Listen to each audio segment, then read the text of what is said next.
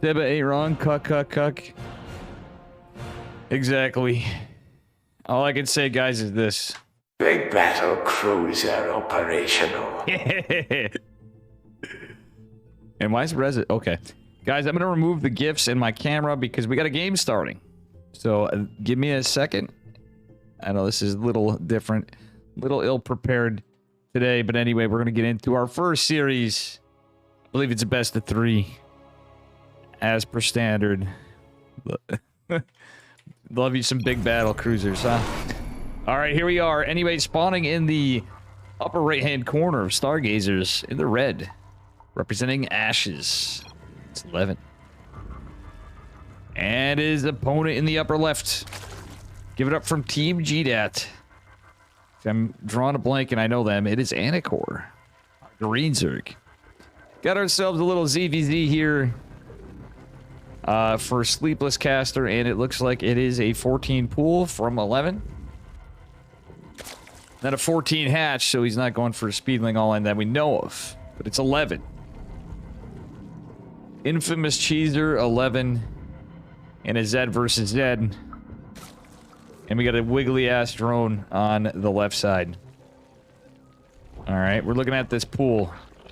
Look at that, look at that. Oh, the drone's all like squirming around like, oh yeah, we're in jelly. We're in like Zerg placenta right now. Okay, we got an Ogre Lord. Pool is finishing up for 11 hatch on its way for Anacor. Alright.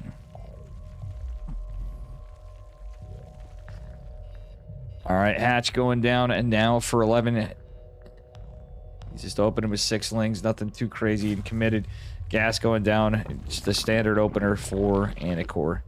So some early pressure from, oh, actually more than early pressure, 4 more lings. So that's 10, 10 lings going on. That's a big commitment in ZVZ. Oh my god, he's going for more. This is gasless. So he's going into Queens. He's going to try to cancel, or actually, he's going to kill the hatch. And the Overlord placement, I don't think this was scouted. So I think, oh, why is he hitting right then? He wants to get a head start on it, but truthfully, a smarter approach would have been to just wait till it was done because boys would be pulled. Okay, it was scouted. The drone pull is actually what you want to do. But I think we had a little bit of miss micro. Well, he's trying to buy time until some lings can come out. 8 lings in production with 2 queens. See, look at how he's splitting off the lings. It's actually buying time, trying to let this hatch finish. Now the lings have arrived. We have a little bit of miss micro. Okay, nice surround with the lings. But interestingly enough, though, the problem is just the same as there is like next to no mining going on. So that said, this is putting 11 in an income advantage for a bit, but he's behind in workers now. So high risk, high reward. I don't think that really paid off that well because Anacor's on 18 workers. He can catch right up. I mean, say what you will. Not only that, Anacor already had the 2 queens, so his injects are going to be faster. He has pulled off gas and is going into link speed, so he could actually counter all in him. There's absolutely no gas at this point from our red Zerg player. Got some droning going on, so it's not a huge commitment. It's like everything's standard time, 3rd hatch going on, so he's not all inning, but he is definitely putting some pressure, and having that link speed earlier is going to be absolutely massive. First gas coming down. Beautiful surround on the queen from Anacor. Anacor actually getting the work in. All right. This is definitely a little extra lings made from 11. So, but he's just going to start getting gas. Link speed's going to be done significantly faster again. That said, the 3rd hatch is certainly going to help things as well and aid the cause for Mr. Anacor. All right, chat. And this is live, by the way.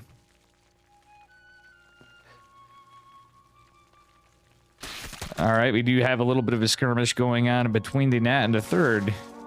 But we're going to have a shit ton of lings. This is a beautiful timing with the Baneling that's going down. I love it. I don't know about you guys. This is going to hit like a shit ton of bricks. 3rd base going down from 11 is a little daring. Roach Warren. Don't hate it, but the problem is with this kind of economy, you're not going to have many roaches. And what we're going to see is a big pumping of lings. Actually, no. All right, so just a lot of pressure, some Ling Bane, and a lot of droning. So Anacor is just playing the one ahead, stay ahead, and try to get some damage. And scouting. So this is going to be all cleaned up because these are slow links. And that said, 2 queens are going to fall like dominoes. GG is called. And Anacor takes game number 1. Yeah. 11 has been cooked. Reza's in chat. I'm already back.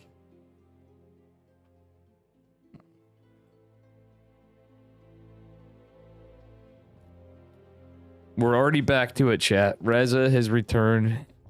Even if it was a moment, we're already back to cucking. In battle cruisers. Even in a ZVZ.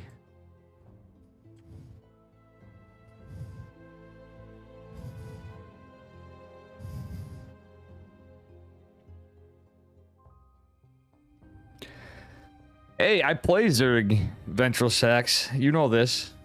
I play a bit of Zerg, but I'm on my grind for Protoss now. I don't want to deviate, but I will be playing more Zerg over time. You know that. You should know that. I enjoyed the hell out of playing it until I have the stuff that Zerg mauled about. But for my case, it's usually Terran stuff, though I feel like I'm improving in the macro game, so I'm starting to enjoy the matchup a little more. I mean, I liked it as much, but sometimes I was like, oh my gosh. At times I oof.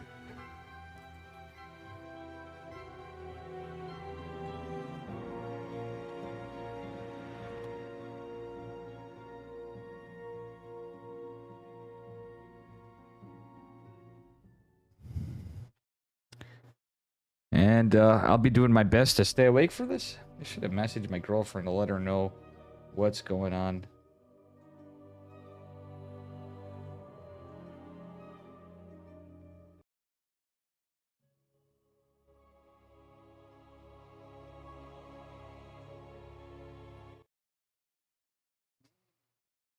All right.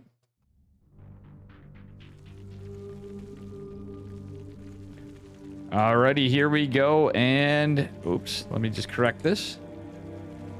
Spawning in the bottom left-hand corner of Data C from Ashes in the red. It is 11.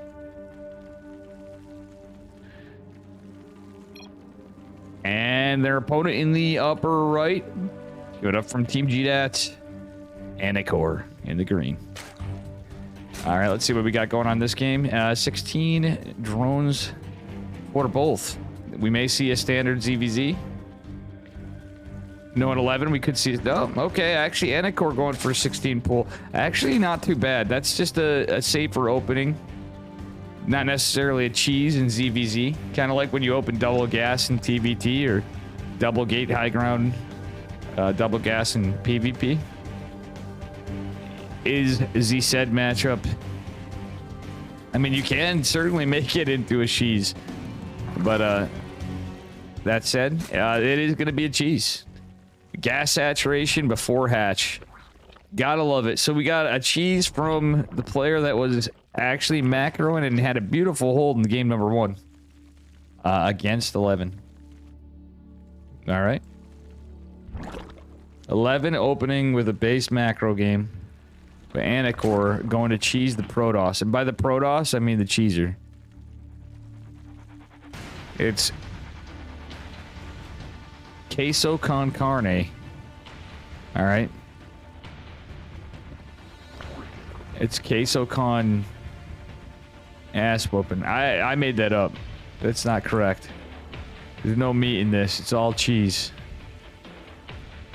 All right, so we got metabolic boost on the way already at about 158. That started up for Anacor, which is actually quite damn early. So it's still going to be pretty aggressive. Does have a queen on the way, so I don't think this is going to be necessarily all in. at all.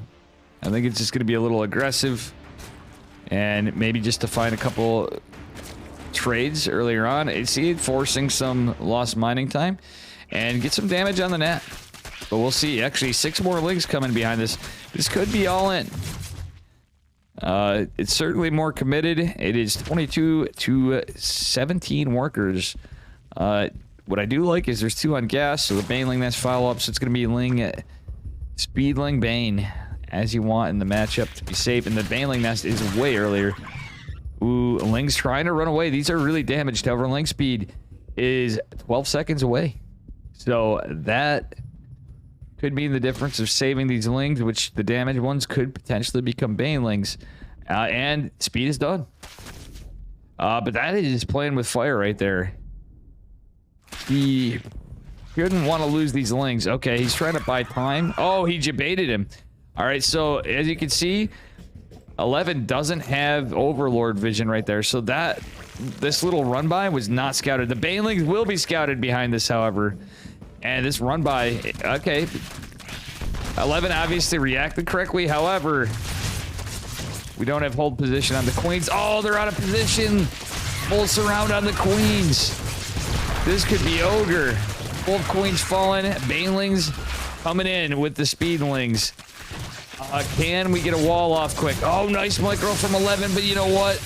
I don't think it matters. Oh my god, 10 workers have fallen. Funnily enough, the economy's pretty similar still. That said, the Baneling nest is on the way. GG's called, and we are now on match point. Moving on to game number 3 in the series.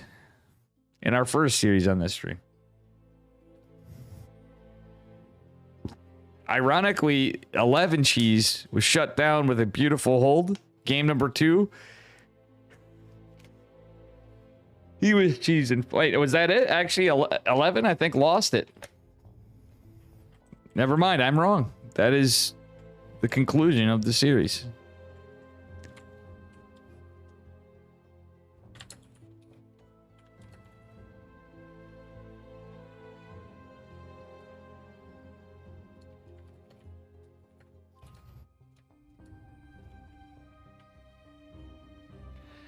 All right, that said, we are going to have Anacor versus Countess, I believe.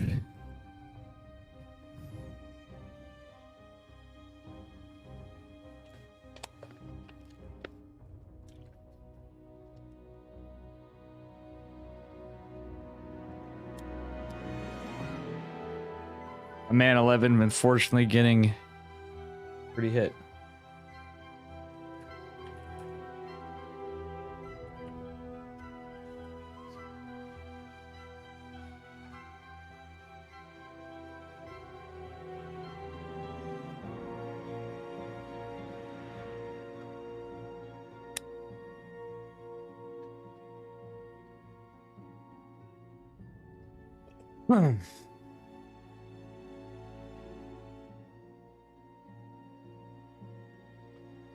And guys, if you're new here, please smash that follow button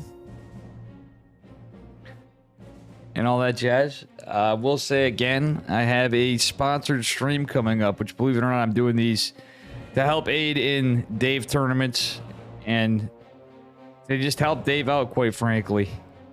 I'm gonna have a Raid Shadow Legends. You guys can laugh your asses off and at me, but I'll need like at least 10 people to download the game and whatever when we do it. I have to run a couple hour to up to 4 hours stream. 4 hours of raid. Oh my dear lord, that's gonna be painful. If that's the case. But they have different stuff, but either way I'm gonna be doing it. So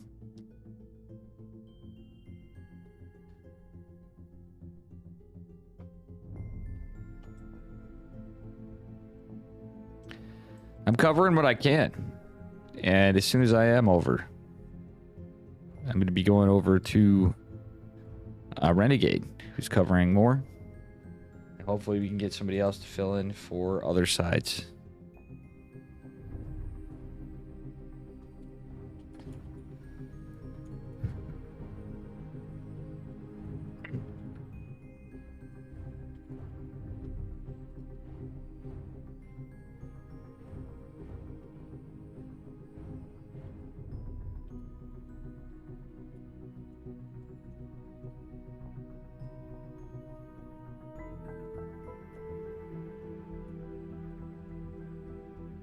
Okay, so we do have our lobby coming up.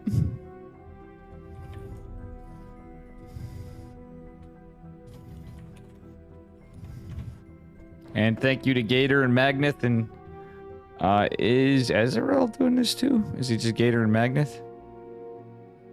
Thank you guys for the admin work today.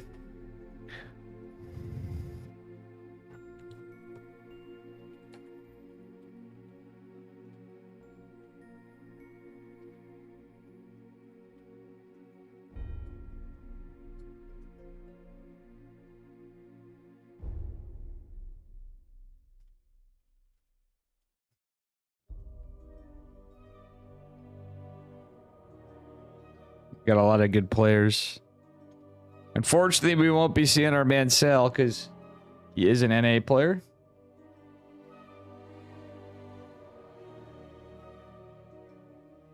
And this is an EU qualifiers. Oopa tree. God damn, I gotta go to my dentist. We built the Cheese City on Camembert.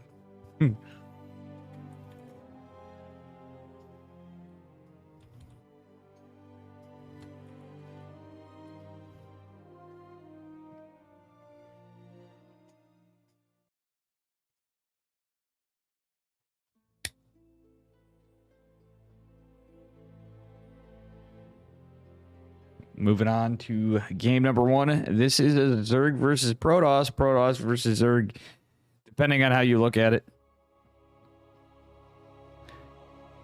Should be a good one. And here we are. Spawning in the bottom right-hand side of Cosmic Safari in the pink. Give it up for none other than Countess. And her opponent in the upper left. Give it up for our green Zerg player from Team GDAD, who had 2-0-11. It is Anakor. Our green Zerg. Cosmic Sapphire, or as Florencio made it popular to this frame anyway, Cosmic Safari. Base flow. Alright, Countess. The beauty of this map, it's like, it reminds me of Death Aura in the sense of a kind of larger map with the easy gate core wall. We actually have 2 maps where you can, it's 1 gate wall. So I don't think we're going to see anything too cheeky as far as cheese in game number 1 from either of them. As it would appear.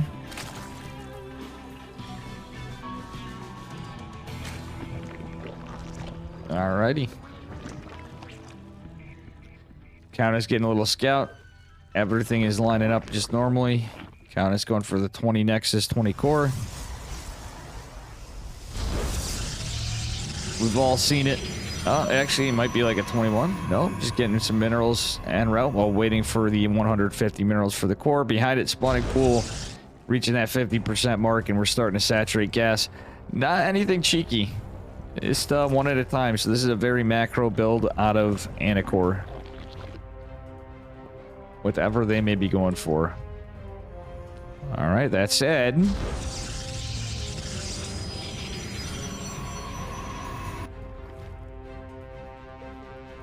Let's see what we got going on. Double Queen, 4 Lings, and an Ogre Lord. Everything normal on our Zerg side.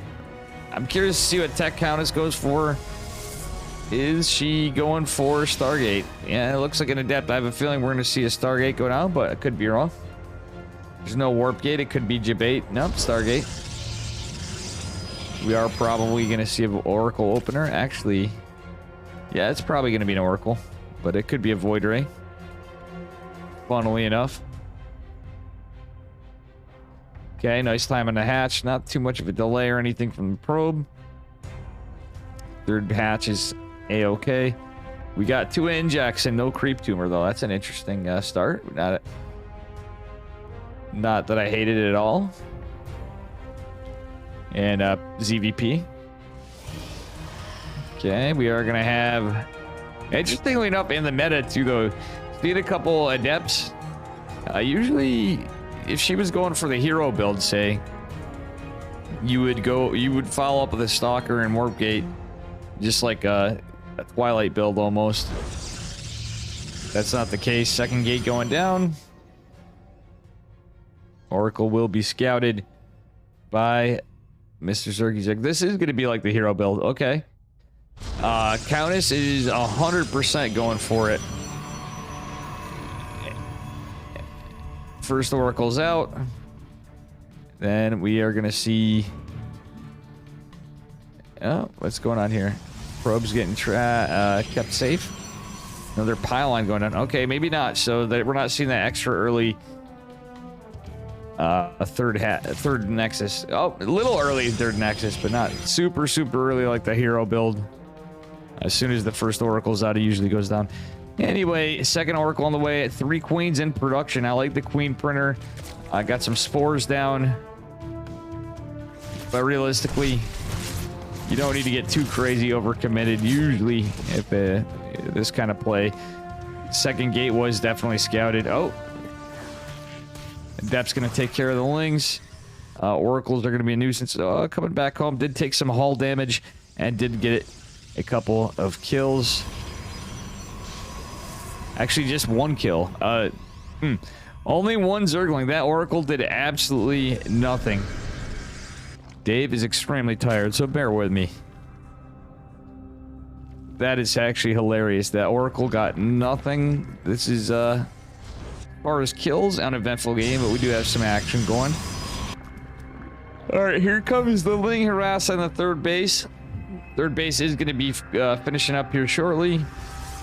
Adept is out of position from the choke. So would like to see it get in. Still out of position from the choke, but 3 Oracles are going to be able to catch this and are just going to ignore it.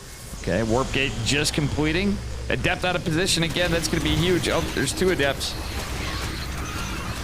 The original 2 more coming. The shield battery goes down, but at the same time, that actually is pretty helpful. The rest zip out of the way. There's actually a probe with the adepts. And the 3 Oracles are going to force the issue of going back home. Not that they, you know, just to hide from the adepts mostly. Okay, it is going to be Lingbane opener with melee +1. Kind of in the meta. Not really looking at it. Okay, there's just as I said, the caster curse. We're seeing a delayed 4th because of the Oracles, which is actually kind of smart. Considering there's 3 Oracles and there's that blinking +1. So this is basically the hero build. It is. And at a very good time. So that said, it's nothing out of the norm. Just third was a smidge later. It's the style of hero. 4th was a little delayed, but it's better than a cancel, and it's better than a kill, clearly. But in my opinion, I think that's way better than a cancel. 636 4th base is still cutting off a good 24 seconds at a 7-minute one. Hey Raven, how you doing? Reza is lurking around here. I was not kidding. I didn't mean to bug you. I just shot you a message just in case. We do have a Spire going on, so it's going to be Lingbane. This actually probably is going to be Lingbane Muta. So I actually personally think Blink Stalkers are just fine against this, but usually having some Archons a buffer, but the Spire has to be scouted.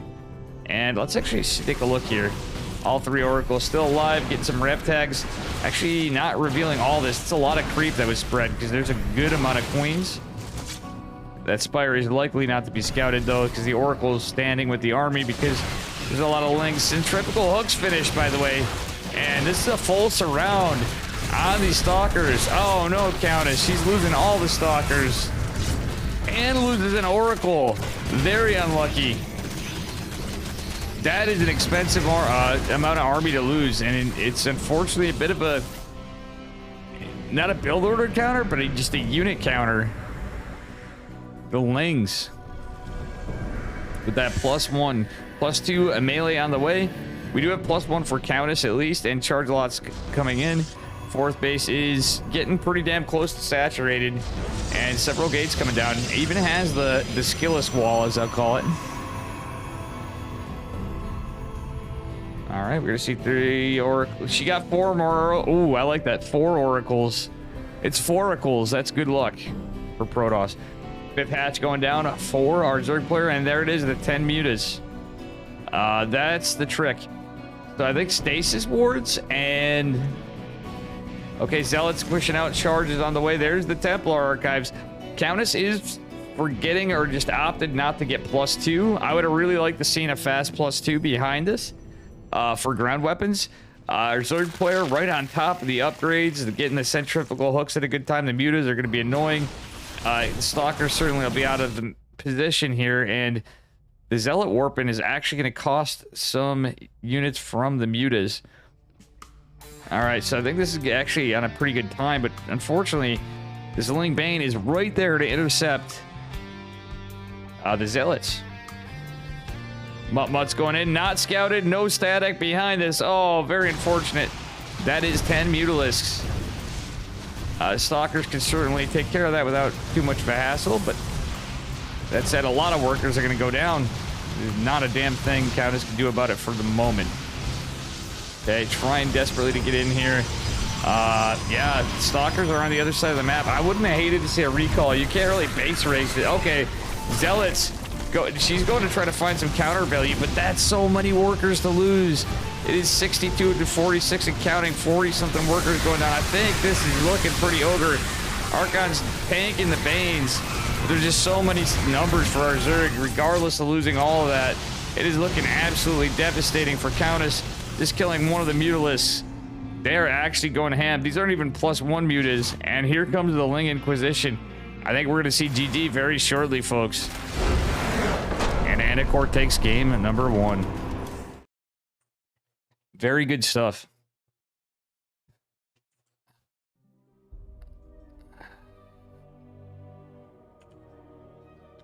All right, let me just... I'm going to make a little tweet about this.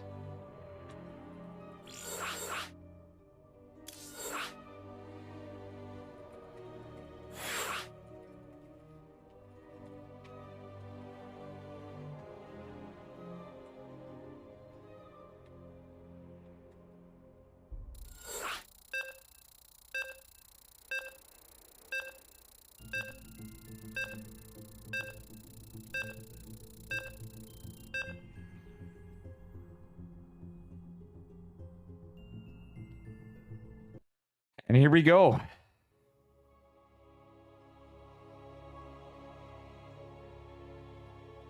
All right, folks, moving on to game number 2 in this series. Down a game, but not certainly out. Give it up for our Protoss player in the pink. It is Countess. And her opponent in the upper right, from Team GDAT. Up a point in the green, it is Anacor. And the map is Tropical Sacrifice.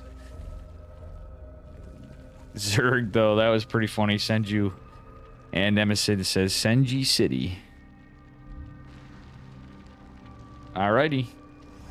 Looks like we're gonna have a macro opener again. Anacor's so hot right now. Yeah, Anacor came in steaming with that fast. That was a really tight build, to be honest. And truthfully, Countess was safer on it, so that was absolutely deadly against a blink opener like that. You just... That was quite good. Hey, who wants to have some fun? And thank you for the raid, Wave Captain. I might actually have to lower down the alerts at the least, but thank you, thank you. That's the qualifiers. We're okay. But thank you so much. Hope you had a good stream, Wave Captain. All right, let's see here. We're gonna have a spawning pool going down. And yeah. Nothing too crazy. It's just a standard opener from both. 20 Nexus, 20 core from our Protoss player.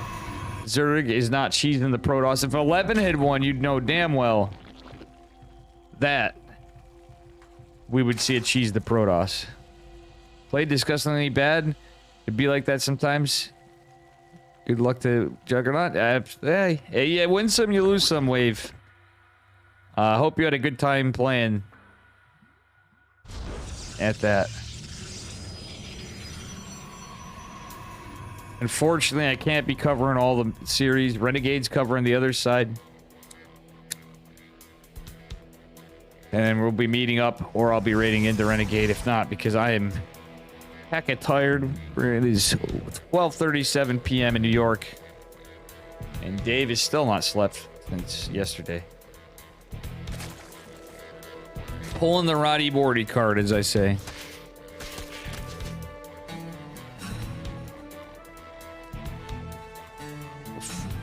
All right, we're going to see a third hatch going down for Anacor at a pretty good timing. Okay, she's going to have a stalker follow up. Looks like we might be on some different tech this game. Second pylon behind us. We are. She's going into Robo. Ooh, this could be spicy. In fact, this is going to be spicy. Overlord right there. This is going to be an easy scout, but nonetheless, a Roach Warren going down a little spicy. Twilight Council following up the Robo. So I'm curious to see if we're going to see resonating glaives. We're going to see an interesting play off the DT Archon. Could be good stuff. I like the split on the Lings. And of course, posturing out to sea for early third. Probe is just going to be annoying. Oh, I don't know how much I like that micro on it. It is going to be an Immortal opener. Okay, Immortal charge lot. So it's probably going to be Immortal Archon charge lot, but this may be a massive all-in, if not. We shall see. That Ling poking out there, though, needs to go down to take care of this. All right, we do have two more gates going down. Glial Reconstitution and a fast layer, by the way, for a Zerg player have completed. So Roach speed is quite good against charge lots, but another Immortal already on the way. And yeah, another gateway being down from our Protoss. No pylons in the main. Very exposed tech from our Protoss player. Truthfully, Countess doesn't have to go on. Is going to send the probe over. And I don't know. I don't think this is going to be a debate. Nope. 4 more gates. Yeah, 4 more gates going down. This is very, very committed. I don't know if count with. Yeah, this is an all-in. War Prism going down. 2 more gates. This is an aggressive as hell timing attack. 5 roaches on the way, though. Good time to start making roaches. It is 32 to 44 workers, so with 3 hatches in this economy, this could be actually doable. Especially if +1 gets kicked in here and as the clock gets going. So I don't know how much value Countess is going to be able to get done with this. Just quite simply, roaches versus... Okay, there's even the Overseer going to go scouting this out. Countess playing an old school kind of style. Does she use the Adept? Okay, we're going to see a charge lot attempt. Okay, 2 Immortals are popped out. Oh, nice surround with the Zealots, but at the same time, I would like to see them back up a little bit or go to the third. But really, going into the Naturals to play. Beautiful micro from Countess. She has to keep these 2 Immortals alive. That is the punch behind us to take care of the roaches, and you want to take care of the workers and the tech with the Zealots. Oh no, the Immortal's out of position in the front. Oh, beautiful save from Countess. Does barely get any hull damage, if any. Queen falls. Another Queen looks like it's going to fall too. Lots of roaches being printed. Okay, Speedlink follow up to try to surround the Immortals, but you know what? Countess may be able to do this. Oh, barely saved the Immortal. He's not even warping in more units yet at this point, though, too. The crazy thing. A nice setup. Actually, I think this did catch our Zerg player a little off guard. Speedlings are not. There's just not a lot of them. They're going to start getting cleaned up behind this. Countess is going to move up ahead and try to posture to chisel away at the drones behind this. Would like to see more warp-ins in a moment. Countess is timing this just right. Oh, is that what second? Okay, the multiple mortals were in range. GG is called. Very well played by Countess, taking game number 2. Welcome, Draxidor. Draxticor. Sorry about that. Again, no sleep here, so very well done. A beautiful timing attack. Oh, yes, here we go.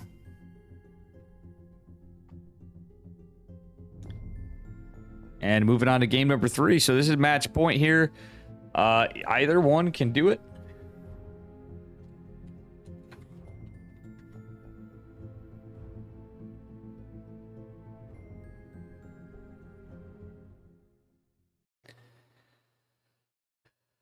Oof. If you're new here, please smash that follow button and all that good stuff.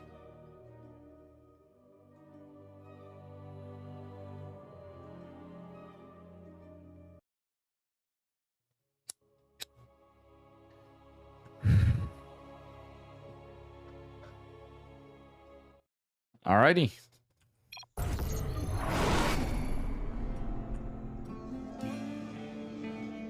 All right, we are on match point, spawning in the bottom left-hand corner of Waterfall. In the pink, give it up for Countess. And her opponent in the upper right, we've seen him make it through Cheese and beat Cheese by 11. Give it up for Anacor from Team GDET. In the green. We're going to see one of them be a little cheekier. Countess was cheeky that game. A very heavy 2-base all-in. If she did that on the high ground, that would have been absolutely unscouted even more. Like, that was well done, but... Alright, so Anacor is checking to see if there's an early probe harass. There's not going to be... It's going to be a gateway scout from Countess. Very standard opener, at least. Let's see what these folks have for us in game number 3. 3 drones are on the way, and we are going to see just a standard opener. I don't mean to make this sound boring, folks. It's just what it is sometimes, you know? It's not boring, it's just the start of it. We'll see what cheeky stuff's in line to play and what spicy action we got coming on. I'm curious to see what both their builds are this game. We saw Ling Bling Muta with a fast +1 and fast centrifugal hooks, mind you, out of Anacor in game number 1. And game number 2, that charge a lot all in with 2 Immortals was very powerful from Countess. She timed it perfectly, and that was certainly very well executed. Alright, she's hiding the tech behind the mineral line of the main base this time, and our Zorgity Zorg, you know, just getting 2 queens, 2 overlords, nothing too crazy. Probe out to delay, or at least scout, the 3rd base hatchery location. Metabolic boost in the way. Drones have not been pulled. Cut any corners, or at least just maximize macro efficiency just yet. After metabolic boost is on there, so we're likely to see some faster tech. Yes, you can defend. That's usually the hold Hellions. Usually you do rely on queens. It depends on the build, Nemesis. You can certainly hold Hellions. Like, you're usually supposed to deflect the Hellions with queens, but you're supposed to get link speed in every case. Link speed shall not be forgotten. A lot of people get cheeky, but truthfully, it's something you always need. And ZVZ, ZVP, and ZVT. Well, obviously ZVZ, unless you're absolutely cheesing in it. Then, you know. Okay, it's going to be an Oracle. It looks like pretty similar to the hero build this game, but we'll see. Countess may have some shenanigans. Countess dropping a shield battery. I don't know what this is about. I think Countess thinks she's getting all in. I don't know what she scouted, but Bangling that's coming down. I think she's going to play. Maybe she's just playing a 2-base build, being a little safe. This is going to certainly... Okay, Stargate. Going into Void Ray, or at least, if nothing else, faking out Stargate, potentially. Oracle is going to scare away the links. But the Overlord on the Pervert Pillar is certainly going to do something. How you doing? It is Password in the house. All right.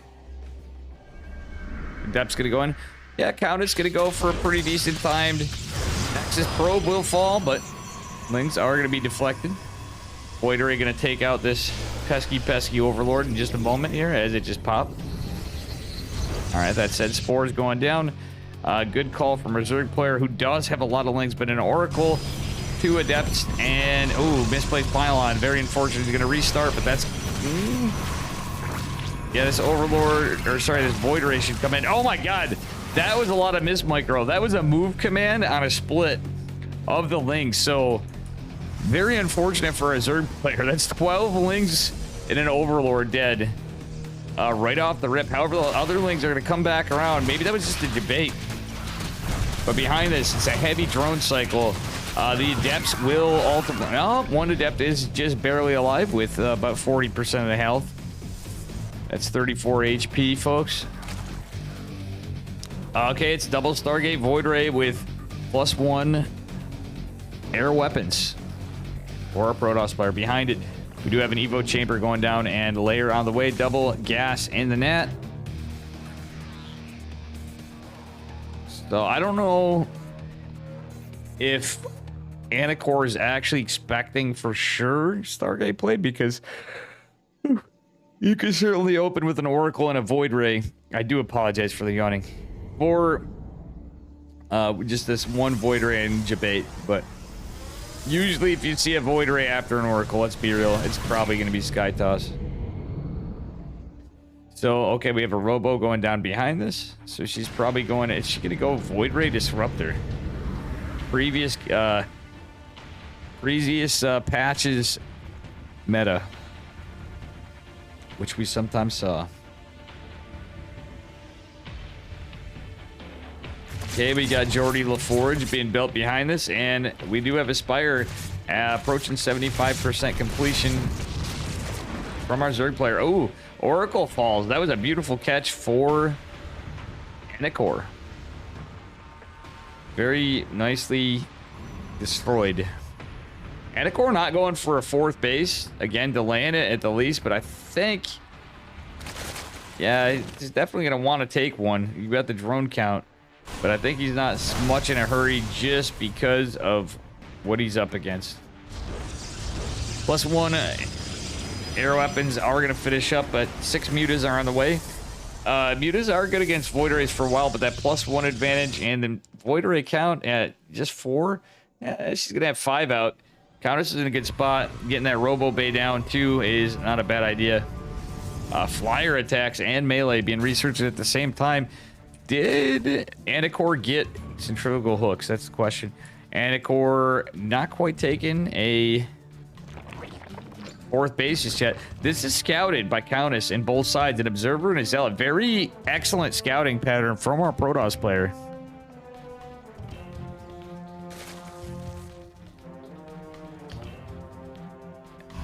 And Raven, I didn't mean to not say hello to the Ravenator. We got 3rd Stargate going, and it's just double, single Robo Disruptor production for now. Countess is not in a hurry to get a 4th just yet.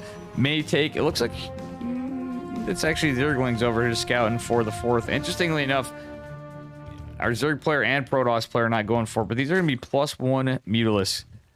We don't have a fleet beacon, so this could be problematic for our Protoss player.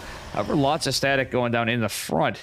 But not... Okay, there we go. In the back, we do have some... All right, I think the Zealot must have just went down for Countess. But this is all scouted. It's the 4th base just going down for Anacor. Countess not really committing to it. Oof. I'm trying to mute as I yawn. That will be the play, guys. But hey, we have all watched Steadfast. And he certainly yawns when he's hella tired. And no Sleepyville. But this is an ESL. This is like semi-pro, the cusp of amateur semi-pro StarCraft. in that range. All right, we're gonna see a 4th base going down for Countess at a decent time, but that's a lot of mutas. And simply put, she didn't get some Phoenixes. That was a great call. So she didn't get some scouting information between the observer with everything and just some good game sense in general. Mutas won't go with hello. Respecting the Phoenixes, probably thinking there's gonna be more. Phoenix range. Rotterdam would be proud of Countess right now. All right. We are going to see Corruptors coming out behind it. Good call from our Zerg player. But with the fleet beacon done, we should be... With Countess, we're going to get some upgrades. Hey, thanks for the follow. Ditchmaster Dan. Welcome, welcome. The master of ditches. Are you actually a ditch digger? Because that would mean you're in a special crew. Oh my god, look at the timing of this. A lot of lings trying to go in. Countess dropping static like nobody's business. Now able to get the 4th because it was not secured. It was not... Oh, it was killed. Hold the phones, as Dave would say, the other Dave. I can't believe I missed that. I must be tired, guys. Bad job, Caster. Old man Dave slipping here. I missed that 4th, not actually completing. Ooh, this is going to be a fight right here. We have a bunch of Phoenixes, some Void Rays for the Corruptors. +1 flyer attacks is done for Zerg. Countess is not getting +2. I don't know if Countess notices static just finished up. Nexus not done. All that energy is drained from the... Oh my god, behind us a huge bait bust. But Countess only losing 7 workers. I'd say only losing 7 workers, but that's truthfully could have been a lot worse. But losing the Nexus before was absolutely devastating to our economy. 5th base going down for Anticore, by the way, and flyer attacks +2, like I said. +2 melee is done already. Countess is just going to be relying on... I mean, I know it's Protoss units, but still. 2-2 versus +1. And she didn't get +1 ground weapons. And when you're switching to that many gateway units, that's going to be very rough to deal with the Ling Bling. Extremely rough. All right, let the army size insanely in favor of Anticore, 111 to 64. And even with a massive income advantage, Countess looks like she's in a lot of trouble. I do like the Archons. And the SimCity, oh my god, look at the SimCity, but Banes can still make their way in, as could a Ling run by, though that is a pretty good setup of static defense. That flyer attacks finishing is going to make this extra rough. Countess not getting the upgrades. I guess with the... Oh, she forgot to get charged too. Well, there's only so much you can do going into Robo. This could be a bit of a build order counter. Ah, Disruptor catches some of the Lings pumping on the side, but nothing too crazy. Actually, yeah, that army composition is just tough to crack as it is. Phoenixes with range actually picking off a Corruptor, though she does lose some. We are going to see some creep getting cleared out, so Countess ain't out. We can't counter out, get it? Oof, that queen is absolutely disintegrated by the Phoenix Graviton Beam. Countess, oh no, going in with slow zealots. Would like to see that charge behind this just in case. I mean, Flyer Carapace on the way.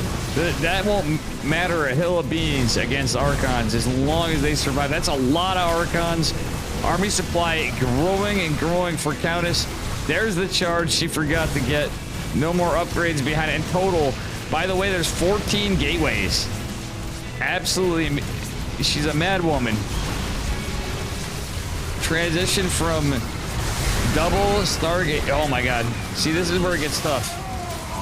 But still, she just killed 2 hatcheries. And well, it's not, it ain't over until it's over.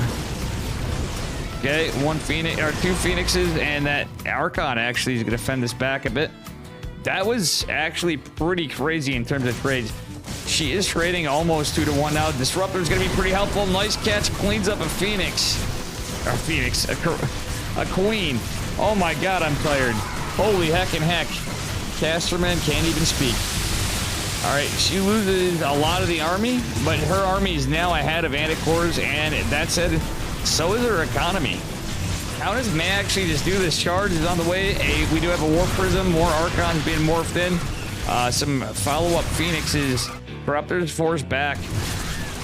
Some High Templar moving across the map. GG is called. Countess takes it pretty decisively in game number 3, advancing in the bracket. Very well done.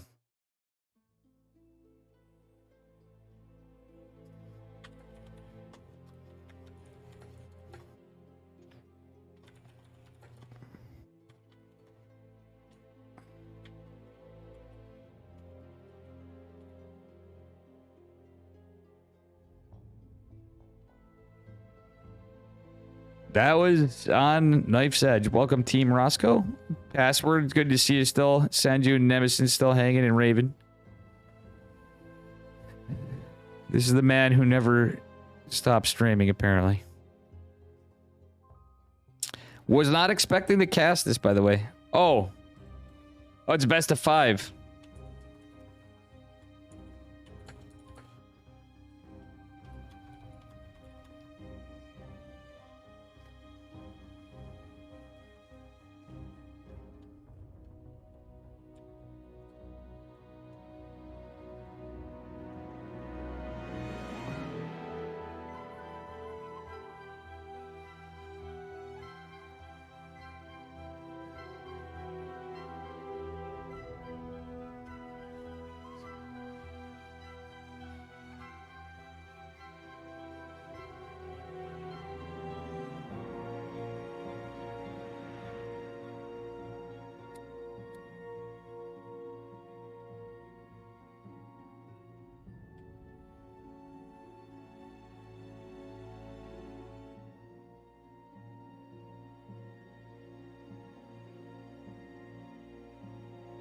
Oh my gosh, I have replay stats going. Guys, excuse me. I need to step up my game on that. I'm going to close out a replay stats. That is...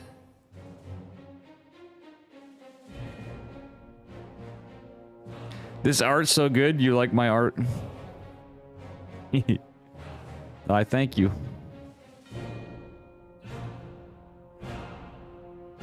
All right, everybody. We are waiting. There was a little bit of a mix-up. This is a best of 5.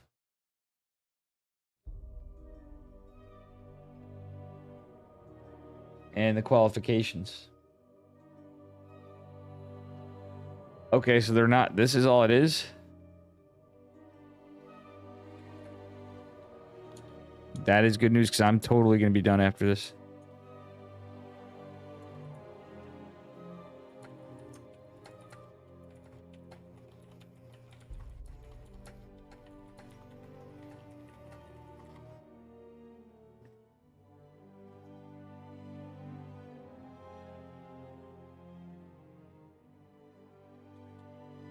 All right, so we have this on Data C.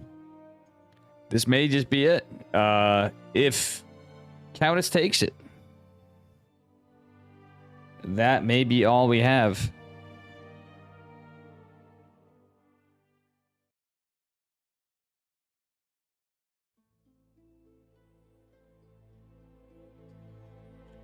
My apologies to Ren. I totally goofed.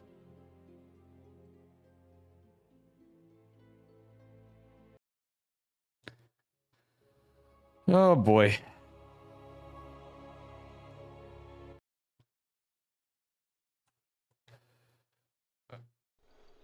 All right, here we are on a best of 5. Now we are going to correct this. Spawning in the upper right-hand corner, we got Data CD's nuts in the pink. It's Countess. And her opponent in the bottom left. Give it up for Anacor in the green. Can Anacor come back? Anacor is going to need to win 2 games in order to qualify for the Vulcan Cup 2022-2023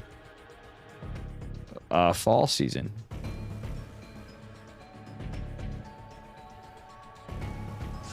Oops, imagine if we had South.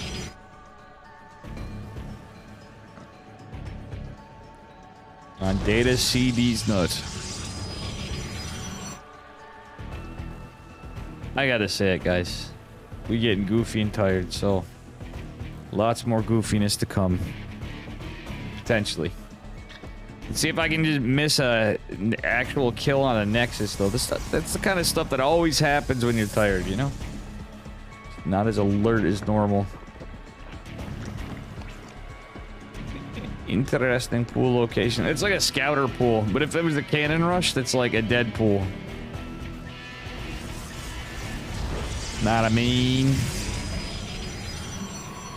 Alright, it's gonna be 20 Nexus core again from Countess. Just, you know, not getting satched just yet.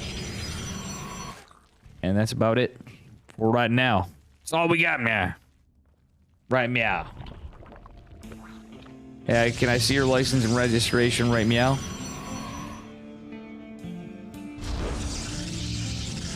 Interesting pylon location. So she's probably gonna put her tech down here. That's actually gonna make our drive our Zerg player nuts. And of course, it's gonna be like, well, is she gonna put it on the high ground, low ground? But I mean, realistically, it wouldn't matter as much. Could make a difference depending on the Overlord placement, I guess. But it's also for a shield battery. So you get tech. Actually, she's probably just gonna do tech on the high ground and shield battery on the low ground if need be. It's actually big brain. The C stand for Sibajan knows. Yeah, where's Reza? Reza left us for Diablo Immortal and work. I would be leaving you guys for work right now. There's no way in hell I'd be able to cast this normally.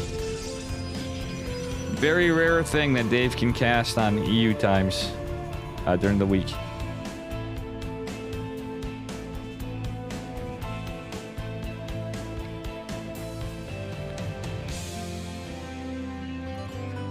Yeah, for sure.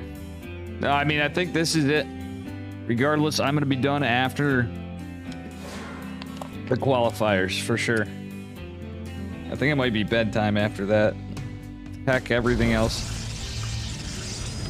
I did have some things to take care of. Oh, actually, I have to make... At the least, I have to make a phone call.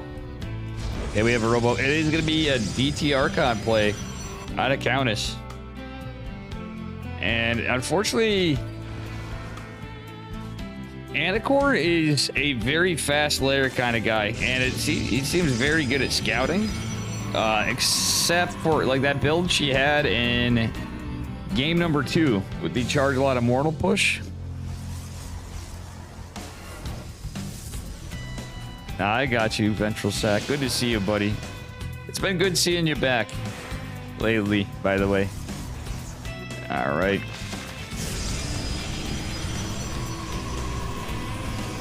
We are going to have some warp gates coming out. So far, just 2 gates, 3 gates. This is going to be 3-gate DT, so this is actually a really good timing out of Countess. Okay, we do have double gas going on Roach Warren, and we don't have a layer quite yet, so that Warp Prism is going to be coming out. Oh, Warp Prism is going to be scouted by the Lings. And is going to be followed, so we should see some spores going down. Okay, spores in the main and Nat and third. No layer quite yet, but we should see one. Would like to see a layer. Because as you guys have seen me do, there are ways to take care of... Oh, this is a bit problematic for Countess. She's going into the third. See, I personally, I'm a fan of going right into the main. And you buy some time. It always debates the... You gotta debate the Zerg. If you can do it. I think Countess actually funnel... Oh, no. Never mind. I was going to say, funnily enough, has a stuck probe. This is... If there is going to be a third, it's going to be quite delayed. Countess is... Yeah, Countess is going for a third, but with 2 gates before... Well, 5 gates, so there's a third base. She's going for a Charge a Lot Archon push. Going to use the Archons as you would in an Archon drop. Try to deny the 4th. Get some pressure, kill some overlords, queens, drones, whatever you can get. Whatever damage, be annoying, and then a follow-up with a massive charge lot play. But +1 ranged attacks is going down for our Zerg player. And layer is on the way. Archon's trying to get some work done. Ooh, get some good damage on the queen. Warp Prism takes mild hull damage. Nothing too crazy.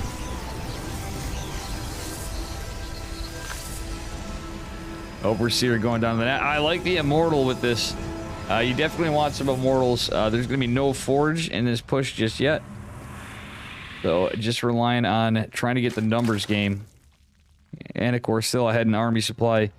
Taking a fourth behind us, just macroing. So Countess getting that later third is going to be a bit of a problem in some regards because not much damage was found just yet. Lots of softening of these roaches, though, to say the least. And putting a little pressure on the queens. Ling's guarding the top. Actually, depending on how she plays this, she's not scouting the fourth. This would be the location I'd like to see the push go through. There's no real vision on the fourth. But we got 3 Archons, 1 with some battered shielding. And as you know, Archons do not have much health. So that is that. Going for Mr. Zorgy Zerg. Cleo Reconstitution going to be finishing up here shortly. So that's roach speed. And we do have 11 roaches popping. And Core at 60 drones, which is close enough, I'd say. Pretty much that nice 66 drone timing. Ooh, I like the 2 immortals in this fight. Queen's actually able to transfuse some of this, but 1 falls. The damage from earlier is there. Archon's not going to be able to be juggled. Oh, the other one just out of range. Very unfortunate for Countess. And, well, unfortunately, the Warp Prism even is out of range. GG. Looks like we got a game 5. So we are now on match point. On game 5, a winner of this series goes on to qualify.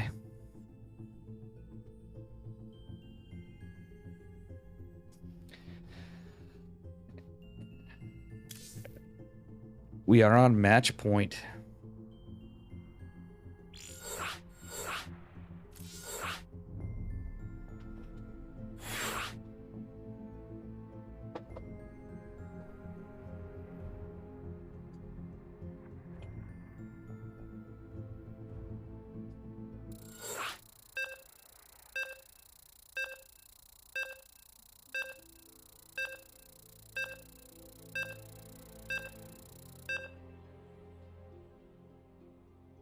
All right, match point. Here we go. Who will win?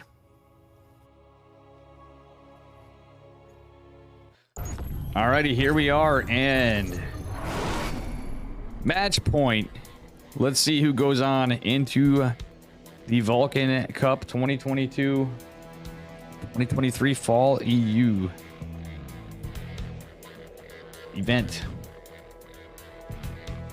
So we also have the NA, and then it proceeds on from there. As we get to the finals, they'll have the NA and the EU finals. Then we have the grand finals.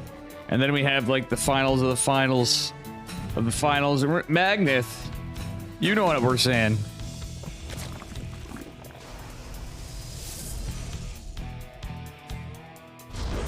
Alrighty. Gate going down. It is going to be a 12 pool out of Anacore. Anacore ain't messing around this game. And it's going to be a oh, geez, the Protoss, the Rattata build. There's a lot of people that do this. Let's be real. We could say the Bly build, but I'm going to call it the Rattata. Just kind of how Anacore is doing this really reminds me of Rattata. Of not pylon scouting this map. True. This is a cheeky one to do it, and yeah, they can get a proxy hatch back here. So we do get a very spicy final game, number 5. Oh, Countess. Wait. She, I believe, is kind of on this. Setting up. Oh, is she, though? Did she just scuff the wall?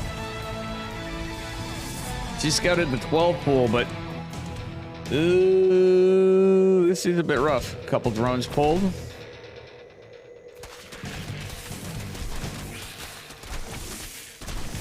Yeah, this could be rough for Countess. Gateway taking some serious damage. Some probes had to be pulled, so econ-wise, this is looking a little rough. Oh, that's going to be a surround on the Zealot. Okay, she's pulling back. Wouldn't hate to see a chrono boost just to get another Zealot out. Is it going to pop? Okay, another Zealot's up, but guess what? The wall's down. This is looking very grim for Countess in a cheeky game number 5. Is this going to be over quick? Oh, my dear Lord. GG. Anacor coming in like thunder, taking game number 5. Yeah, exactly on that map.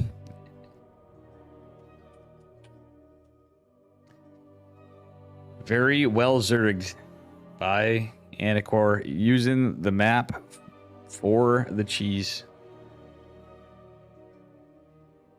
Oops.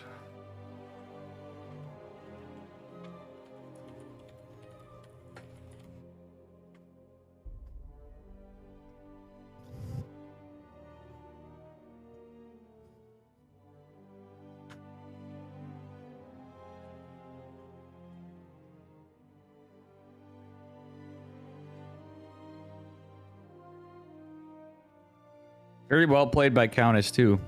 Anacor won.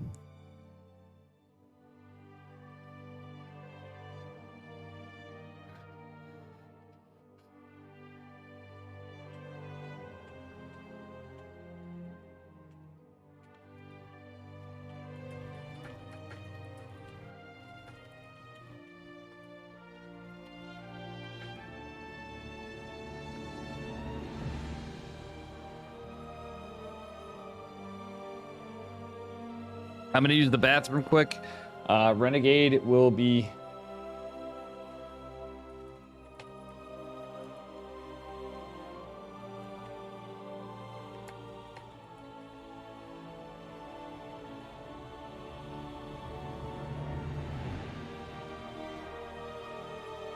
Renegade and I will be casting on this. Give me a minute.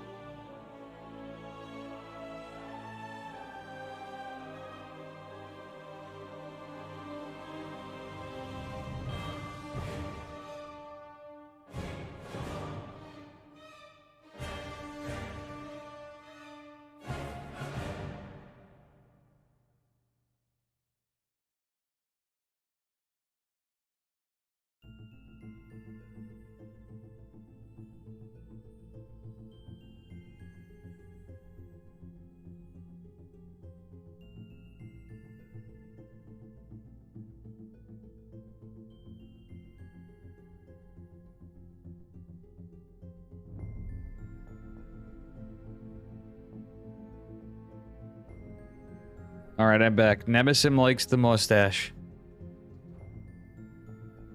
Well, we're getting the beard back finally. We are getting the beard back finally. All right. Jeez, I wish the stand was just a smidge different.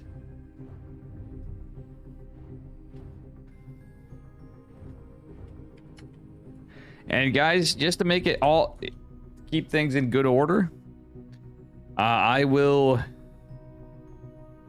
probably be raiding into Renegade and just casting this game to take care of business.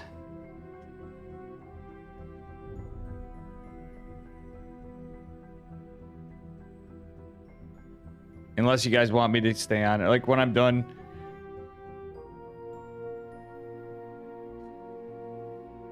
You know.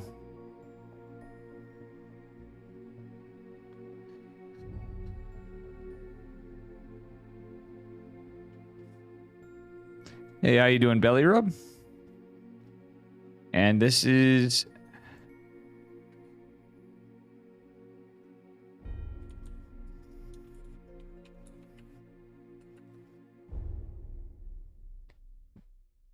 Blutmillen or Blutmillen versus Defi.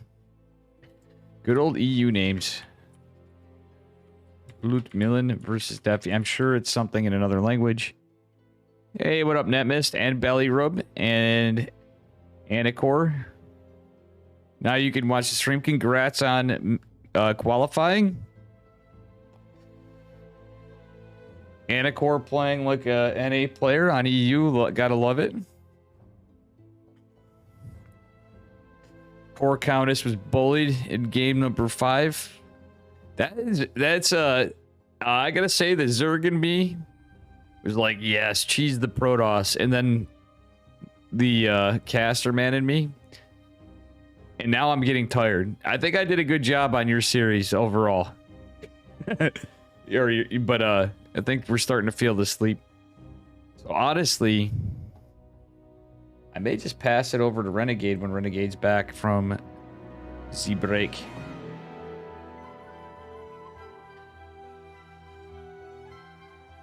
You apologize for I think I might even sleep, as much as that's a fucked up time. This is gonna really heck up my schedule. I might as well try it. I could try to stay up, but I don't know about cast. I've done a lot of streaming, by the way. This is 346. How much streaming have I done? Let me get you the statistics. The statistics there. I know it says 346 here, but that's full of shit since yesterday, because I've not slept since yesterday. I started at 9 p.m. yesterday, I believe. The 18th to 19th.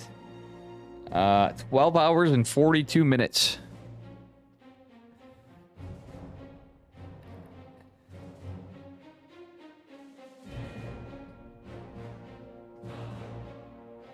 Which I've streamed longer, but it's the fact of sleep and other factors. You know what I'm saying. See where Renegade is. When Renegade is back, we will... I don't know. I might just decide to raid Renegade.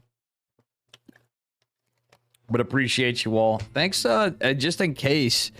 Thanks to Berry Crunch and the Cranky Ducklings. Again, for the raids earlier in Wave Captain. Earlier on today.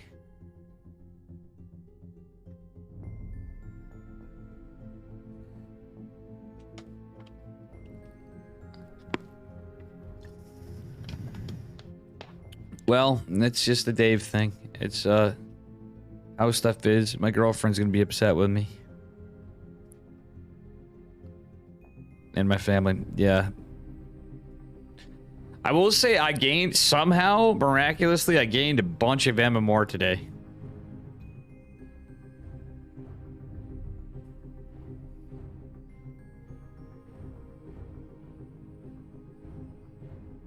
Trying to wait for Renegade. I'm trying to entertain you all because Ren's got highlights up from it.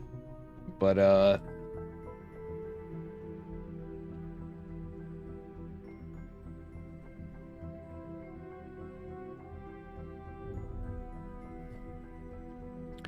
Masters, we'll get it. I still have, I'm back to confidence. It was a lot of the lack of sleep and alertness and some other things failure up. I'm feeling more confident now. I see where I still have to improve on PvP. But I was just playing cracked. I think I know what I need to do. It's just, like my last game I lost in PvP. Interestingly enough, I'm finding more 2 base all-ins, which I hadn't been seeing in a while. Truth be told. Glad to see you're back in games of Belly Rub as well.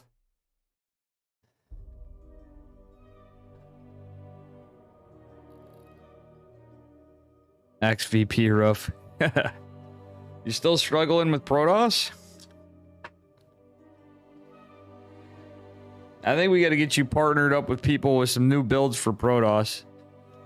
I know everybody's like, you got your one build, but like, if you're not winning enough, you're gonna have to learn some stuff to spice it up, especially when you queue the same people a bunch, because let's face it, ladder can be pretty Deadsville sometimes on NA.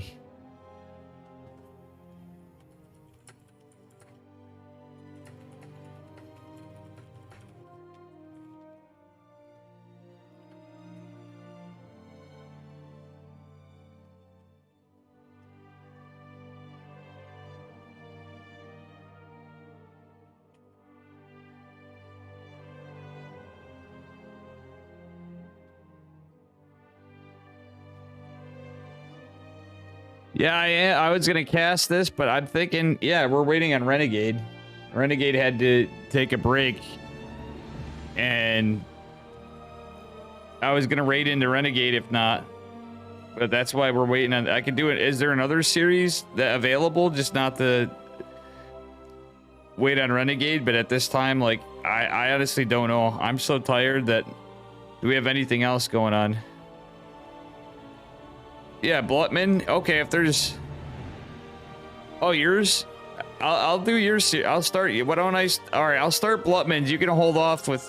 Why don't you hold yours off if you want it cast? If your opponent is like that, I'll do Blutman versus Defi, and then Renegade. Or you can start with Renegade when Renegade's back. If not, and then I might pass the everything off to Renegade after. You know what I'm saying? I'm just exhausted. As you can tell on my voice.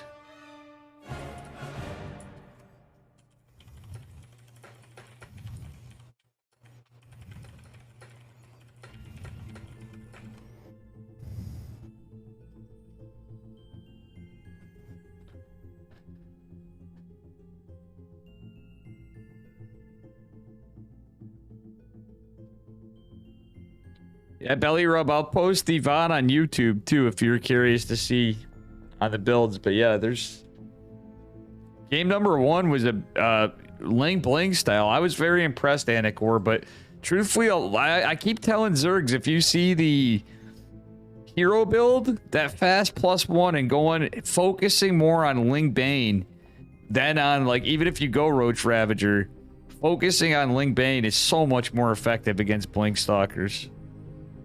Or the Blink Stalker hero build with after the Oracle follow. You proved me absolutely fucking right. Though there's variations, like if it's the double forge, I could see it being a problem. Because there's, you know, obviously variations to the hero build.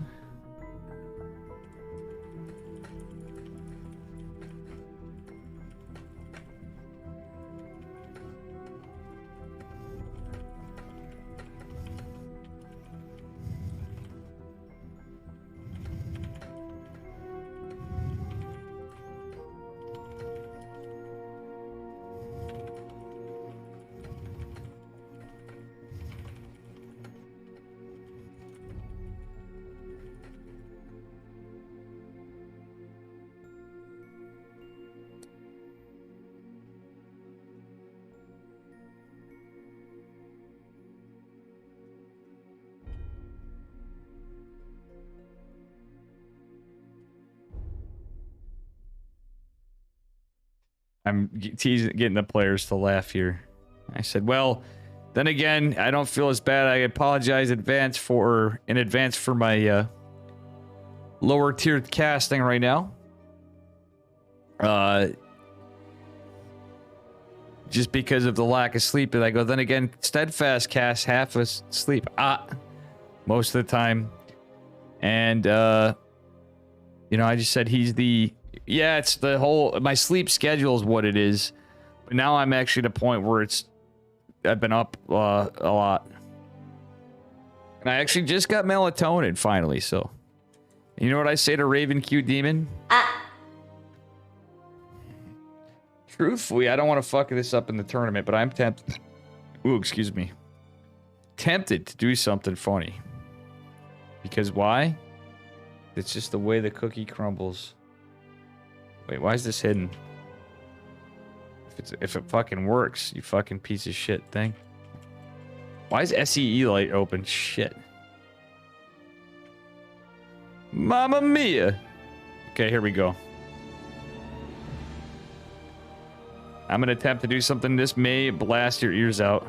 I'm gonna mute just in case.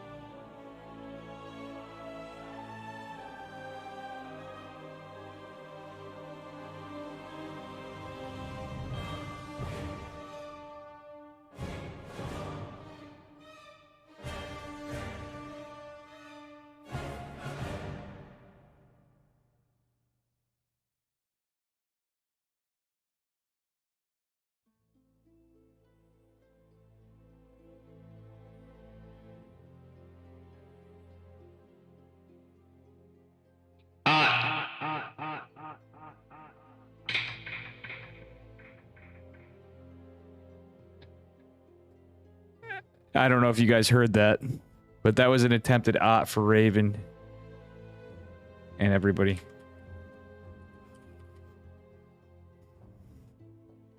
I'm sorry if that was ear piercing. ICE Lite is a program that you pay for. It's a utility that I tried doing it, but I couldn't hear. I didn't have it on monitoring in the short time. I actually could do it right. Like you've heard Chicken Man do it before. Anyway, ICE Lite is an replay management system, so I can rename replays and stuff for ESL and organize it. And actually, I'm going to have some Chicken Man test stuff for subscribers. I've been starting to do it. All right, guys, in just a momento, we got ourselves a PVT and on Stargazers in the upper right-hand corner. Give it up for Team GDATS. Blut Milan. And his opponent in the upper left, representing Platinum Heroes, it's Defi in the yellow, our Terran. Sounded like a faint moan. Did it echo, though?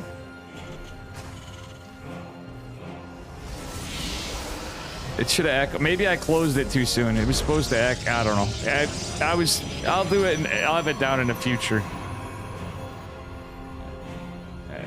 When I'm casting and have all this stuff open, it's pretty intensive. Looks pretty standard from both of them thus far, but probe's going across the map, so who knows. Gate Scout, though, nothing too cheeky here. Right in the immediate. Faster gas. I will say I did fail to point out that was a little quick gas from our Terran player. Or though it would appear now. Just a smidgen. Yeah, it's definitely a faster gas. If you're banking 64 gas right then, that is a very fast gas from Terran, man. Probably going for a Reaper. Which, you know, eh. We saw a Marine, we know that means a fast factory. You know what else sounded like a faint moan, ventral sax? Your mom. I'm just kidding, buddy. My mom, I meant. Okay, no, it is going to be a factory follow-up, so not necessarily a 1-1-1, considering it's one gas earlier. Very interesting stuff from our Terran player. Robe's going to try to hide back here. Reaper knows it's there, so I don't know what Blut Milan is thinking. Am I saying it right? Got him. As Bang would say, my mom. Oof. Nice catch. But we knew it was happening. That was 100% Kirktown. Population, that probe for Reaper, man. So one probe already down. You know, I would have just kept the probe around and being annoyed, just trying to get some information. Even if shift clicking it, you can get some tech information if nothing else. Adept is out. Adept is out of position, though. Adept is not reacting. Hello. Second Adept out, so we do have a Stargate opener. It is scouted by Reaper, man. Adept could have thwarted the scout. But now our Terran player knows what's up. Widow Mines are out. Do we see any siege up? That Stargate was 100% scouted, but maybe, just maybe. Terran man is not sure. So far, it's not in position. Okay, there's the 2 racks follow-up. Second CC is going to finish up, and we will be seeing an orbital, hopefully. Okay, there we go. Oracle on the way, and Warp Gate is about 50% from completion. Another Widow Mine is going to be... Okay, this is what we like to see against the Oracles from our Terran player. He is fighting around the Zelnaga. He might as well have just stayed at the Zelnaga, to be honest. Like, he's not going to find too much information over here. Window memes. Oh, is the Oracle going to go right in pathing? Yes. That is... Oh, just gets out just in time. Do we have any cheeky Beyond Oracles? That would be pretty interesting.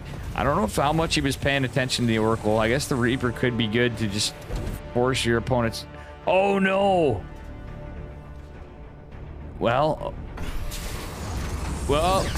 Oh, God. MVP Widow Mine from Defi. That I thought for sure the Oracle was going to be safe. but not like this. In an instant, there goes 150, 150 for our Protoss.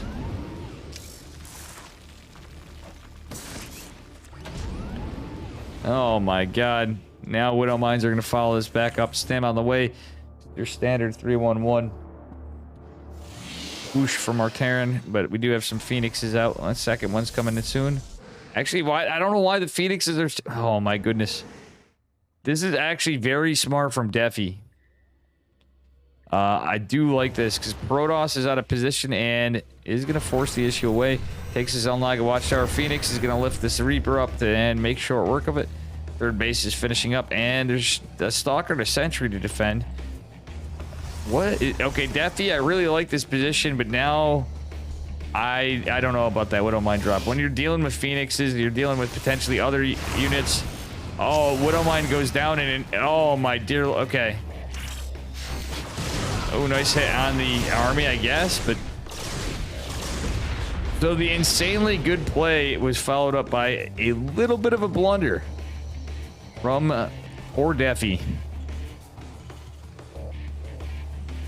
That was very unlucky, to say the least, from both players. So now we're looking at a little bit more of a loss from our Terran player, who's going for a pretty big stem combat shields push. +1 will not be done in this push. Hallucinated Phoenix is going to catch this, making things more annoying because now it's like, oh shoot, there's sentries, but there are real Phoenixes.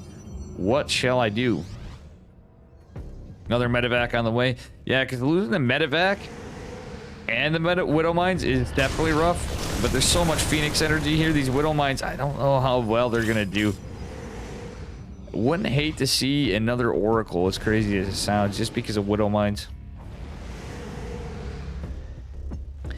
And uncertainty, but I think Loot Milan has a little bit of a good read on it, to say the least.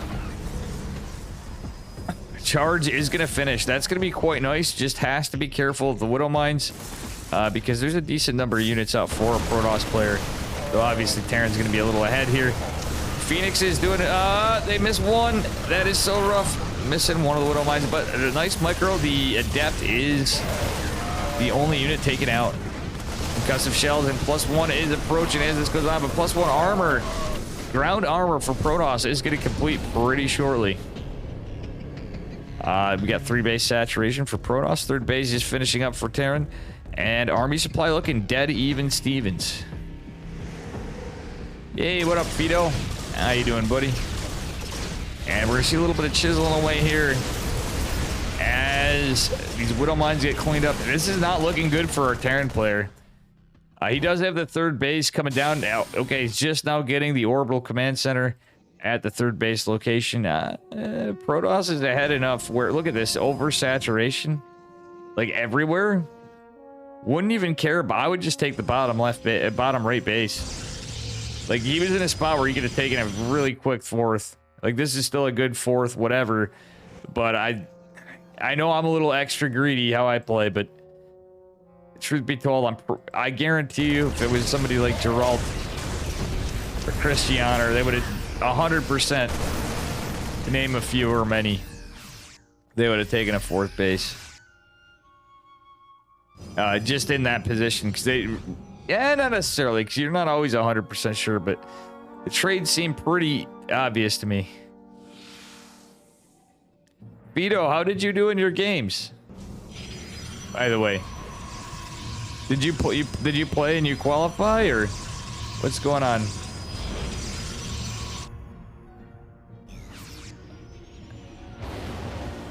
It looks like Fido might be qualified. That is, congrats. Congrats, my dude. Fido is an old buddy of mine.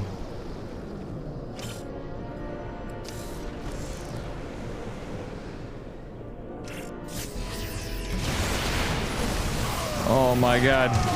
That was a beautiful, juicy Widow Mine, taking a lot of damage, or providing a lot of damage to those Zealots. And this is a mostly Marine Widow Mine army. Just a couple of Marauders in there, but the Vikings will be a bit of a nuisance. Oh shit, this is getting cleaned right the hell up, and a lot of friendly fire on our Terran. Widow Mine's getting cleaned up behind this, but our Protoss player has to be careful not to overextend. He does have Blink. And he does have Psionic Storm, but no High Templar just yet, because he's been basically just mining out on minerals. I think it's hilarious. He took that 4th and where I was saying, like, way after. Okay, we had some feedbacks, it looked like, and this is pretty crazy stuff.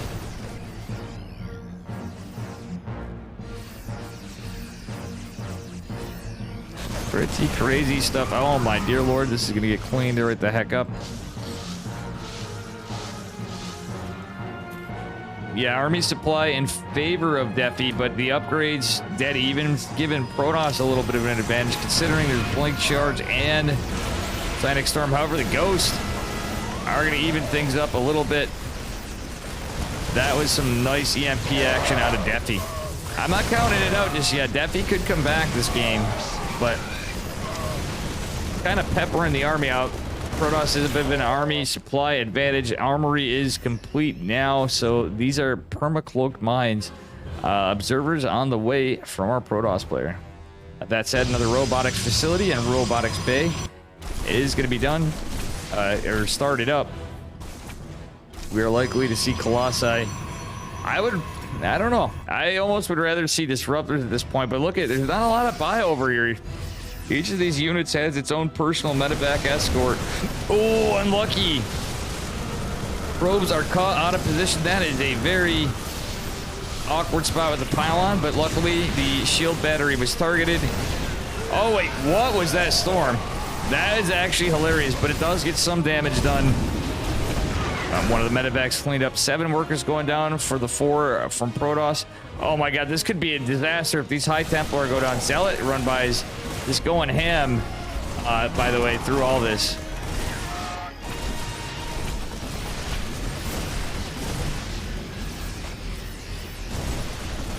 Hey, Anticor, which cup? The I Cup? You're talking about the I Cup, right, Anticor? Anticor's never heard of the I Cup, Fido? Fido? Whatever, I'm shot. Don't even know my friends' names. Hello, Dave.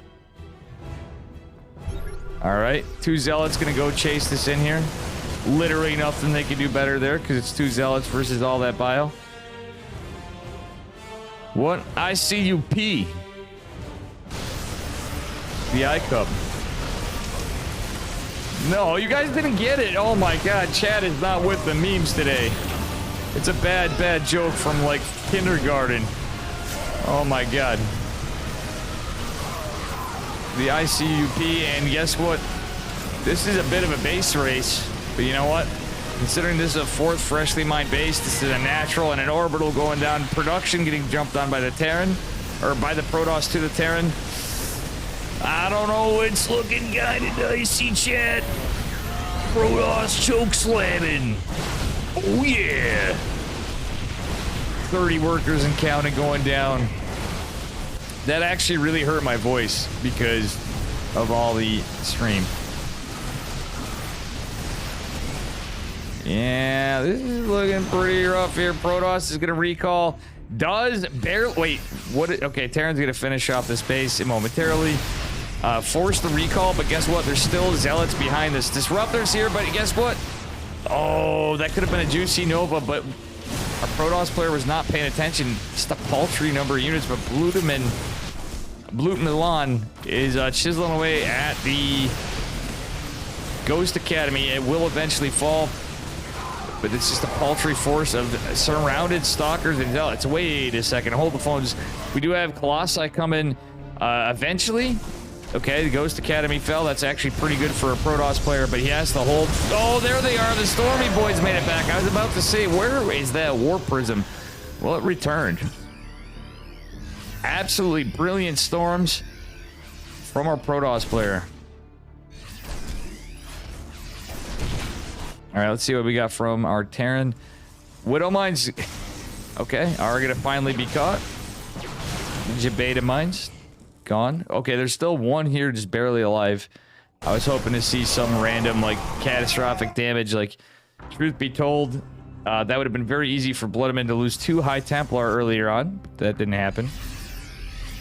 Game is still going. Game on. Unfortunately for our Terran player, our Protoss player is going into 3-3. Army supply very in favor of him. He's deciding to take the forward position base as to reclaim a 4th. Yeah, he even has his Alnaga and these 3 pylons to scout any drop potential for like a doom and drop attempt in the main base. Where consequently all the production is.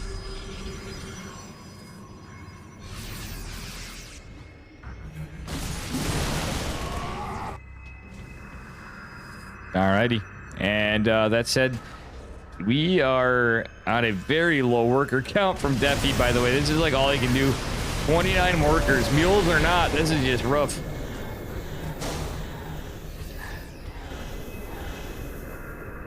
Man. Another Ghost Academy on the way. Maybe this is rough. We got more ghosty boys.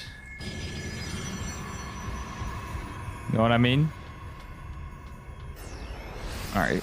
What? Okay, the CC was from the main base. All right, now that's making more sense to me.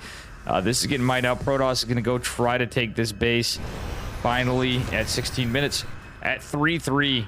This is 1-1 Terran Bio with some Vikings and Widow Mines. That's at a supply disadvantage. This is Kirktown for Protoss. Like, it would take... I just don't see any possibility of this winning, but it's... Defi's tournament is on the line here.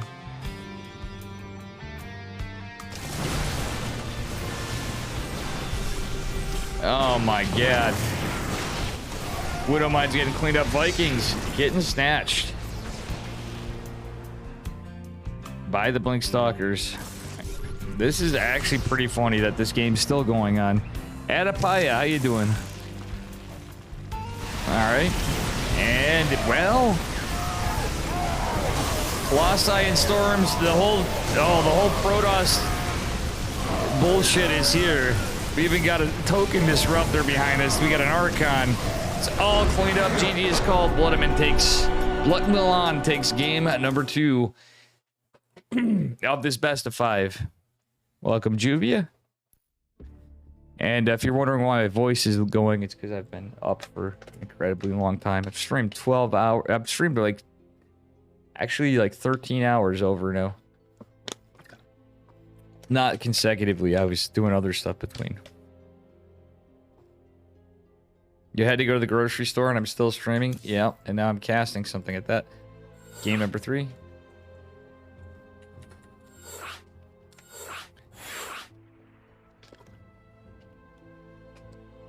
I should cast more. How are you doing, Howie? Well, if you're new here, smash that follow button if you like the casting. I do cast. I have a tournament on Sunday. After Chicken Man's Cock of the Walk, we have the Dan and Dave cash grab. It's a $125 base prize pool. If you guys want to help that out too, there's a Matcherino for that. All you have to do is click claim code after you log in, and you can donate 25 cents for free. We usually have some pretty good players. I don't know if Max Packs or Skillis. Skillis, it's probably going to be too late for him. We do have Rattata and a whole mess of people. Cuckoo. A lot of really good players. And I do cast ESL, EPT, Open Cup, Asia, and Americas. Well, because I'm in New York. So, I do not cast EPT EU because A, it's stacked with casters, and B, ordinarily, in my normal set of life, I would be working during that time. Like right now, even I would be at work, usually on a Friday at this time. But yeah. Yeah, I do a fair amount of casting, and I take time to cast people's replays. On occasion. Okay, I do pretty frequently. Thank you, Sanju. Yeah, everybody that did, Sanju, Sibajan, shout out to T. Roy Jenkins. Let's see who did, actually. It cost you nothing. And some people did sponsor quests. T-Roy. Oh, Adapaya did some too. Sanju, thank you. I mean, there's only so many of those sponsor quests, but very greatly appreciated. It helps out the players. And that one is it's an open cup, so anybody can play any MMR. If you guys want to sign up, hit me up. Come back to the stream, and you know, you'll have a shot. All right, anyway, we're on Moondance now. Potentially on match point, we have Blue Milan again in the blue from Team GDAT. And his opponent in the bottom right. Our platinum hero. Can he do a reverse sweep? Give it up for a Defi in the yellow. Alrighty. Let's see what these guys got for us. This is a little bit of a cheeky map for all matchups. Let's be honest here. With the potentially safe third, or as a lot of Protoss players do, proxy. I mean, I've seen Terran proxies back there, but that's obviously pretty easy to scout from a Protoss perspective.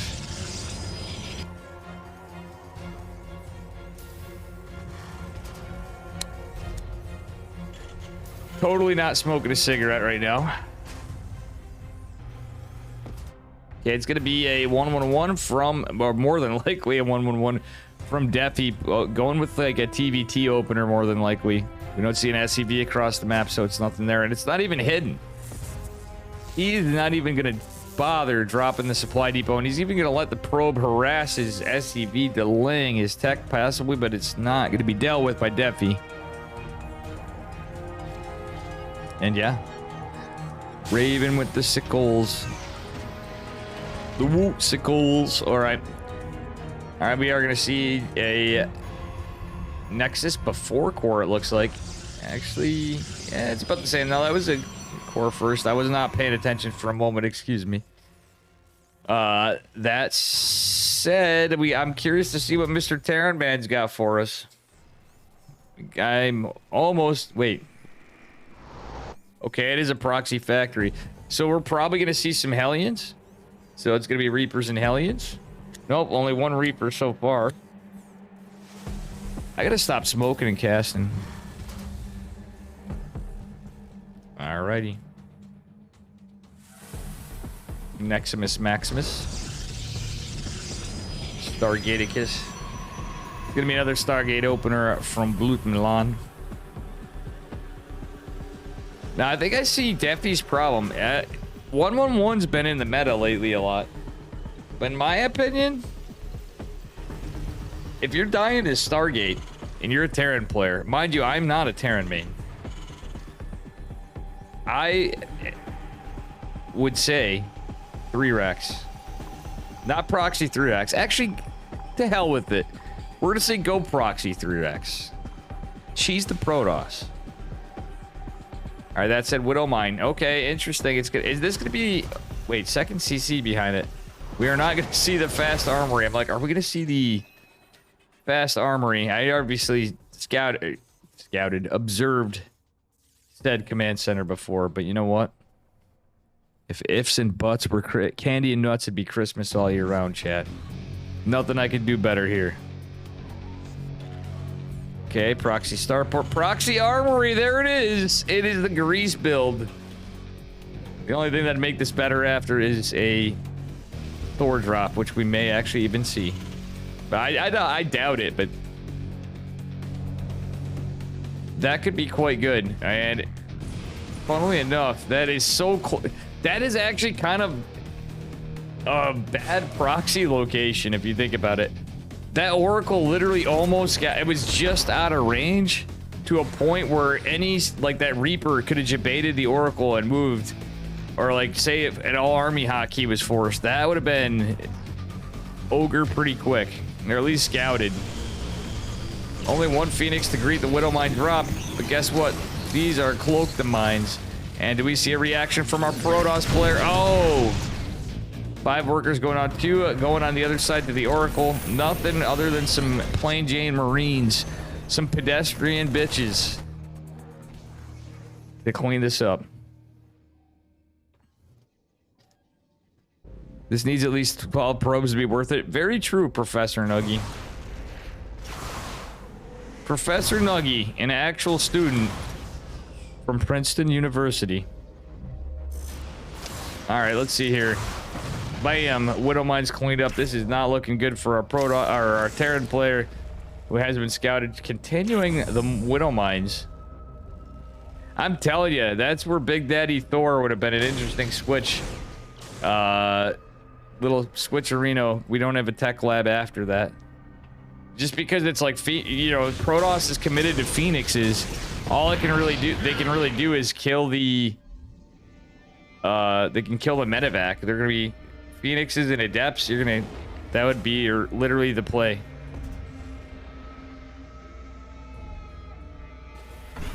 Third Nexus done versus 1 Rax. Exactly. Exactly. 2 more racks on the way, but I don't think it matters as much. This is a big investment. It's going to be a Viking and a Cyclone, which will be eaten for breakfast by... Oh, actually, the Marines.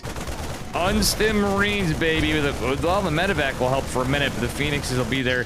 Actually, this is picking apart the Protoss a little bit. Just a little bit of pressure. I like the afterburner on the medevac. Is going to try to reposition, but you know what? The Phoenixes are going to be able to clean that up. Like, undeniably. Ooh, the proxy's rev tag. Okay, it's not damaged. Oh, shit. They found my proxy. You know, if you ever want to hear that, you can just type in ! proxy too. Fun fact. As long as the bot's active, and it is. I did disable the GIFs. Unfortunately. The Scuff Dave artwork. Or the funny stuff. But other than that. Yeah, this is all out of position here. These Phoenixes are gonna... well, the Viking barely lives, but is likely to fall. So it's like ones and Vikings. We do have Stim on the way, at least for our Terran player. He's obviously not at a 3rd CC kind of time. And that's very unfortunate. Is Afterburner available? Gonna drop a couple of Marines. No, not like this. What is he doing? That was way too greedy. He might as well have just dropped them all. Or after, I know it's hard to afterburn and drop over here. But very unlucky for our Protoss player. Or our Terran player. Jesus, fuck. Alright, this factory's gonna fly back. Starport's just gonna casually, you know, stay there while it's scouted. You know, nothing we could do better here, right? 1 Viking versus, like, 4 Phoenix. I wonder who wins. I ain't no mathematician, folks, but pretty sure 4 is more than 1. You know that? Very unlucky for Mr. Terran, man. He's getting pretty hit hard and held well by Mr. Protoss, man. Blut Milan has got his number, and it ain't technically Ogre, but it ain't looking good for Mr. Terran, man. He does have 1-1 coming, though. I do like that. He has infantry, no, he doesn't have, yeah, he's infantry weapons and armor on the way. Does have combat shields, which is pretty nice, and is committing to a 2-base all-in.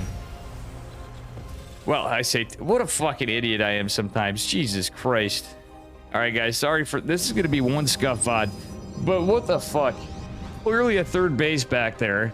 Like, hello, Dave? Broadside of the mini-map? I'm actually that tired. Anyway, Observer sees all this.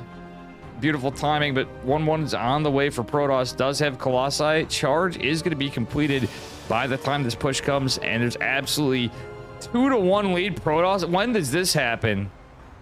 Oh my god, this is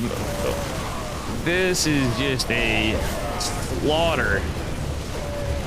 There's just nothing but absolute devastation here as the Protoss forces absolutely just pounce on the small contingent of Terran troops, and that's all that's left for Army. Realistically, there's some reinforcements behind it, but now that 1-1's finishing for Protoss, Blink on the way, these Vikings are like next to, oh my god, the photon cannon even, like one little bit of positioning, those would even be dead. Protoss is just gonna move across the map, and I don't blame him. 4th base is completed. You can warp in units in behind him to do this. Funnily enough, the armory was never scouted, so Widow memes could be interesting. However, there is an observer, so this is gonna be immediately cleaned up. However, nope. Damn, that Widow mine just disintegrated in an instant. as our Protoss player. Cleans it up. GG is called. And Blut Milan is going to advance in the finals. Or not in the finals. Advancing to the main event for the fall EU Vulcan Cup 2022-2023. Because it continues on into next year.